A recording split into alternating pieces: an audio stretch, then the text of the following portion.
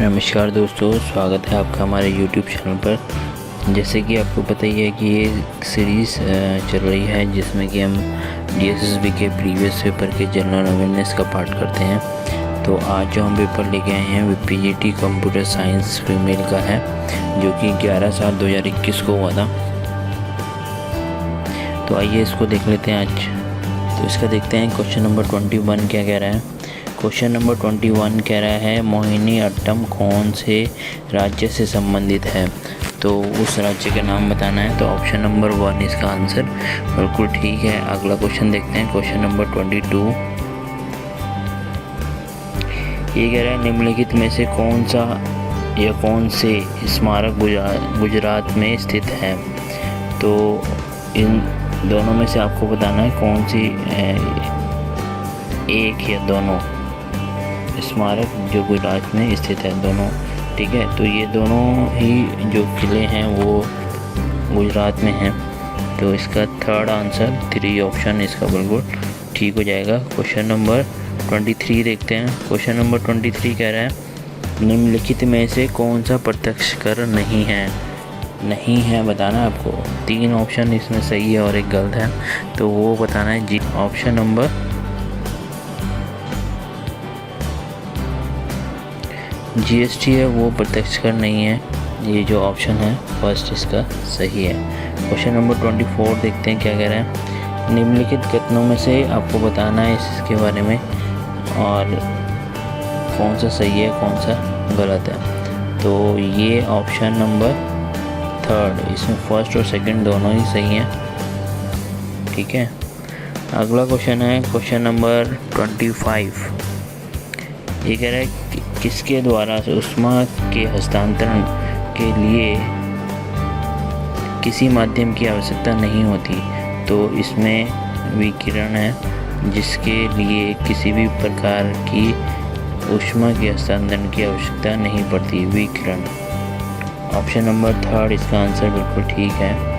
Question number 26 क्या कह रहा है, कौन सी व्याख्या एक समान त्वरण की है। तो इसमें पहला जो ऑप्शन है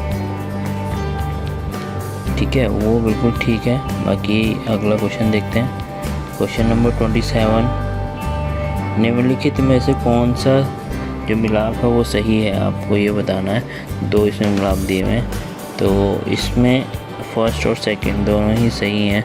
तो ऑप्शन नंबर 3 इसका आंसर बिल्कुल ठीक हो जाएगा। क्वेश्चन नंबर 28 देखिए।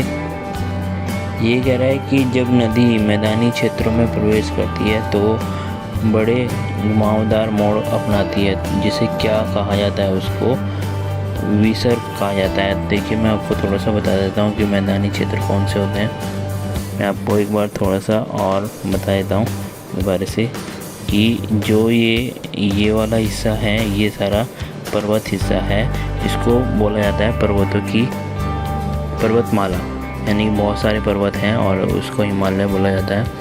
ठीक है, और जो ये वाला हिस्सा है यहाँ पर नदियों का जब नीचे उतरती हैं, ठीक है, पर्वतों से नीचे, तो इसकी स्पीड बहुत तेज़ होती है। तो यहाँ से बहुत सारी चीज़ें मतलब अपने साथ ले आती हैं, ठीक है, और मैदानी क्षेत्रों में छोड़ देती हैं। और फिर ये जहाँ पर इनको गिरना होता है, जैसे जहाँ पर इनको मिलना होता है वहाँ पर इनकी स्पीड कम हो जाती है। सिर्फ ताप्ती और गोदावरी नदी अरब सागर की ओर बहती है, बाकी सारी जो नदियां हैं वो बंगाल की खाड़ी की तरफ। देखिए मैंने आपको पहले भी बताया था कि जब आप मैप पढ़ते हैं तो ईस्ट इधर होता है और वेस्ट इधर होता है, नॉर्थ इधर होता है और साउथ इधर है। तो बहुत से क्वेश्चन होते हैं, यदि आपको मैप अच्छे से आता है तो बहुत से क्वेश्चन आप लॉजिक लगा के आप उनको सॉल्व कर सकते हैं। तो इसलिए मैप का समझना बहुत ज़रूरी है। वैसे मैं क्वेश्चनों के बीच में थोड़ा सा बताता रहता हूँ, ठीक है। तो ये सारा मैंने आपको बताया, ये ज़रूर ध्यान रखना, ईस्ट वेस्ट नॉर्थ साउथ, ठीक है, ये पूरा है पश्चिम उत्तर दक्षिण। देखिए एक चीज़ और मैं आपको बता देता हूँ, आज ये मैप खुला हुआ है तो देखिए जो भारत का जो ये वाला हिस्सा है ये प्रायद्वीप क्षेत्र बोला जाता है इसको, क्योंकि प्रायद्वीप क्षेत्र कौन से होते हैं, जो 3 तरफ से पानी से घिरा होता है। और द्वीप किसे कहते हैं, जो चारों तरफ से, जैसे ये अंडमान निकोबार का हिस्सा है, ये चारों तरफ से पानी से घिरा हुआ है, इसको द्वीप बोलते हैं। और जो ये वाला हिस्सा है भारत का, ये 3 तरफ से घिरा हुआ है, 1, 2 और 3, तो ये प्रायद्वीप क्षेत्र बोला जाता है। ठीक है, क्वेश्चन कभी कभी ऐसे भी आते हैं कि प्रायद्वीप क्षेत्र की नदियाँ बताएं, या प्रायद्वीप क्षेत्र में से कुछ पूछ लेता है। तो ये पहाड़ी क्षेत्र तो ये हो गया, ठीक है, इसको मैदानी क्षेत्र भी बोला जाता है। और जो इससे ये वाला जो हिस्सा है, यानी कि जो कर्क रेखा से नीचे वाला हिस्सा है, मैं आपको बता देता हूँ कर्क रेखा कहाँ से होकर गुजरती है। देखिए कर्क रेखा ऐसे होकर गुजरती है, ठीक है, और इससे जो नीचे वाला हिस्सा है, ये सारा प्रायद्वीप भाग है भारत का। ठीक है दोस्तों, तो चलो अब क्वेश्चन देखते हैं। अब देखिए क्वेश्चन नंबर 28, इसका आंसर है सेकंड, विसर्ग। ठीक है, क्वेश्चन नंबर 29 देखते हैं। ये कह रहा है कि निम्नलिखित में से कौन सा कथन सही है। तो आपको 2 कथन दिए हुए हैं और दोनों में से पूछा है कौन सा सही है। तो कथन है ब्रह्मंडल वायुमंडल की सबसे ऊपरी परत है, तो ये तो बिल्कुल सही है। और दूसरा है वायुमंडल, जो बाह्य वायुमंडल होता है उसकी जो चौड़ाई या फैलाव जो होता है वो 80 से 400 किलोमीटर तक होता है, ये भी सही है। तो ऑप्शन नंबर 3, इसका फर्स्ट और सेकंड दोनों आंसर कथन बिल्कुल ठीक है। क्वेश्चन नंबर 30 देख लेते हैं। 30 कह रहा है कि निम्नलिखित में से कौन सी गंगा की सहायक नदी है। तो आपको बताना है कि इसमें सहायक नदी कौन कौन सी है इसकी। तो इसका ये सारी ही सहायक नदी हैं, ठीक है। इसका आंसर होगा 4th, 1st, 2nd, 3rd। तो ये सारी सहायक नदी हैं। अगला क्वेश्चन देख लेते हैं, क्वेश्चन नंबर 31। ये कह रहा है अभिलेख कहाँ लिखे जाते थे। ठीक है, अभिलेख कहाँ लिखे जाते थे, तो ये पत्थर पे लिखे जाते थे, ऑप्शन नंबर 1।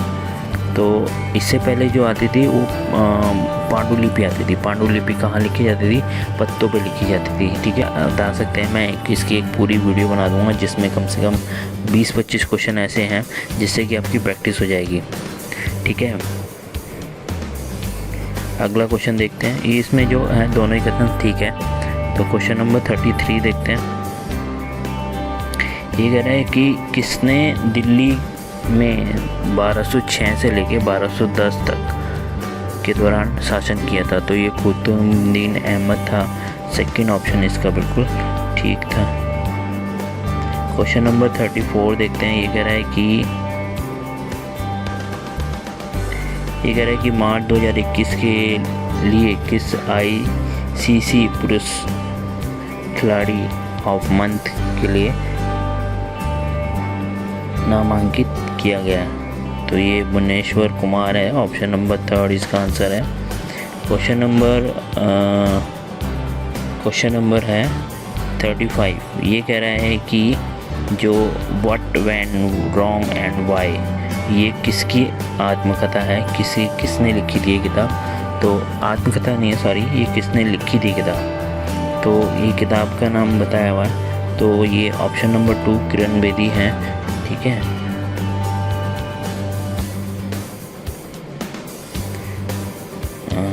क्वेश्चन नंबर 36 देखते हैं। ये पूछ रहा है पाइथन 5 मिसाइल किस प्रकार की है। ये हवा से हवा में वार करने वाली है। ठीक है, ऑप्शन नंबर 1 इसका आंसर है। क्वेश्चन नंबर 37 देखते हैं। ये कह रहा है भारतीय संविधान का कौन सा अनुच्छेद निर्वाचन शब्द मामलों में न्यायालयों के हस्तक्षेप के वर्जन से संबंधित है। तो ऑप्शन नंबर 1 अनुच्छेद है 327,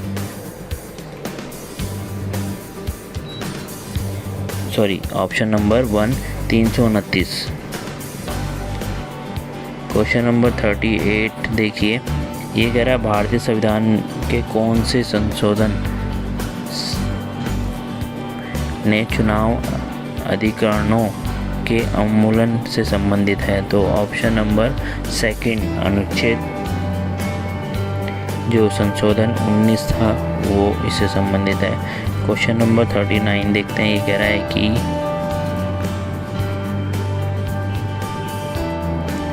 क्वेश्चन नंबर 39 कह रहा है कि आईसीसी अंडर 90 क्रिकेट विश्व कप या वर्ल्ड कप किसने जीता था 2020 का। ये बांग्लादेश ने जीता था अंडर 90। ऑप्शन नंबर 1 ठीक है। क्वेश्चन नंबर 40 देखिए, ये कह रहा है कि खिलाड़ी खेल में जो मिलान दिया हुआ है वो आपको सही बताना है, कौन सा सही है। तो ऑप्शन नंबर 1 इसका सही है और जो ऑप्शन नंबर बी है वो गलत है। तो ये था आज का जो कंप्यूटर साइंस का पीजीटी या कंप्यूटर साइंस का पेपर था जो हमने आज डिस्कस किया। कल नेक्स्ट हम नया पेपर लेके आएंगे जो कि डीएसएसबी का प्रीवियस पेपर है। देखिए दोस्तों, ये चुनाव अभी लोकसभा चुनाव अभी हुए हैं, इनके चुनाव के ऊपर भी मैंने एक सीरीज़ एक वीडियो बनाई है, वो ज़रूर करके जाइए, क्योंकि उसमें क्या होगा कि पिछले 10 साल में चुनाव के ऊपर जितने भी क्वेश्चन आए हैं वो मैं उसमें आपको डिस्कस करूँगा। ठीक है, धन्यवाद।